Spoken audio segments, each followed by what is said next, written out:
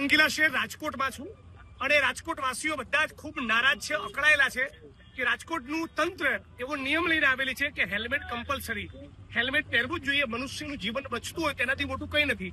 પણ જે સરકાર હેલ્મેટનો કાયદો લાવી રહી છે એને ખરેખર રાજકોટવાસીઓના, ગુજરાતની જનતાના જીવન વચ્ચેમાં રસ છે.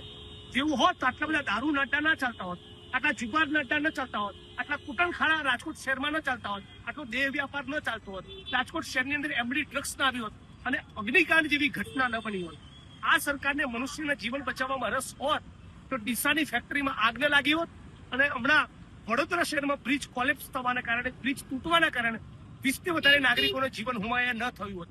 એટલે બેસિકલી હેલ્મેટની કંપનીઓ જે હેલ્મેટનું મેન્યુફેક્ચરિંગ કરી છે એની ઘણી વાર સાંઠગાંઠ કેટલાક તંત્રના માણસો સાથે હોય છે. એમને રીઝવવા, એમનો ફાયદો કરાવવા, એમનો ગજવા ભરવા માટે લોકોને પરેશાન કરવામાં આવતા હોય છે. અને રાજકોટવાસીઓનું ખાસ કેવું છે કે હેલ્મેટ અમને પહેરાવો, નો પ્રોબ્લેમ, અમે પહેરીશું, પણ એ પ્રમાણેના રોડ રસ્તા તો આપો. ચારેકોર રાજકોટ શહેરમાં ભૂવા, ચારેકોર ખાડા, ભ્રષ્ટાચારના કારણે, ભારતીય જનતા પાર્ટીના ભ્રષ્ટાચારના પાપના કારણે આખું રાજકોટ શહેર બરબાદ થઈ ગયું. રાજકોટ જેતપુર હાઈવેની પરિસ્થિતિ કંગાળ છે, બિસ્માર છે.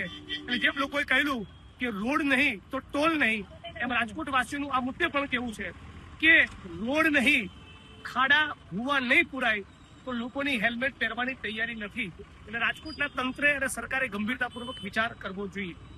બીજી એક બહુ મહત્વની વસ્તુ ખાસ કહેવા માંગુ છું કે આપણા હર્ષ સંઘવીભાઈ ગૃહમંત્રીએ હમણાં રાજકોટ શહેરમાં અગાઉથી મેચ ફિક્સિંગ વાળો અગાઉથી અરજદારોને કહી રાખ્યું કે આવા સવાલ પૂછવાના, એવો કન્વીનિયન્ટ સગવડો ધર્મ જેને કહેવાય એવો એક લોક દરબાર રાખ્યો.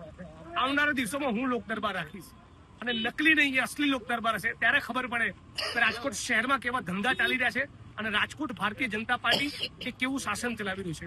આવનારા દિવસોમાં હું ફરી રાજકોટ આવીશ અને હર્ષ સંઘવી જે નકલી લોક દરબાર કર્યો એની સામે અસલી જનસુનવાઈ, અસલી લોક દરબાર થશે અને સાચા અર્થમાં ત્યાં રાજકોટવાસીઓ, રાજકોટ જિલ્લાના લોકોનું પણ સ્વાગત છે. પોતાના પ્રાણ પ્રશ્નો એ લોક દરબારમાં ઉજાગર કરી શકશે.